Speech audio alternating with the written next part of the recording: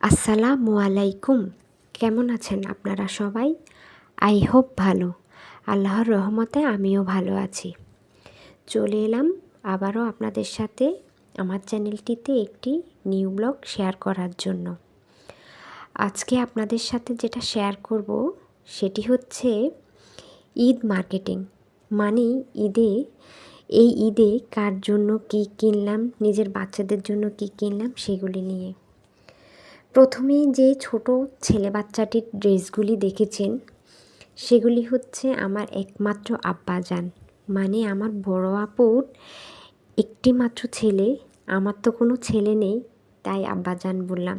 তার জন্য পাঞ্জাবি, গেঞ্জি, শার্ট আমার যা যা ভালো লেগেছে তাই নিয়ে নিয়েছি। আর এখন যে একই কালারের দুটি ড্রেস দেখতে পাচ্ছেন, এই দুটি ড্রেস হচ্ছে একটি আমার ছোট মেয়ের জন্য আর একটি হচ্ছে বড় আপুর ছোট মেয়ের জন্য। আর এখন যে ড্রেসটি দেখতে পাচ্ছেন এটি হচ্ছে আমার বড় মেয়ের। হ্যাঁ, তার জন্য সেই সাথে সাদা হিল নিয়ে নিলাম। বড় আপার বড় মেয়েটির জন্য সাদার উপরেই জুতা নিলাম আর ড্রেসও নিলাম কিছুটা এই একই কালারের। ওদের জন্য এইটাই হচ্ছে বড় আপার বড় মেয়ের। ওদের জন্য বরাবরই সবসময় চেষ্টা করি একই কালারের একই ডিজাইনের নেওয়ার জন্য, বাট এবার আর সেটা হয়ে ওঠেনি। তো কিছুটা কাছাকাছি কালারের মধ্যে নেওয়ার চেষ্টা করেছি, জানি না কতটুকু মিলেছে।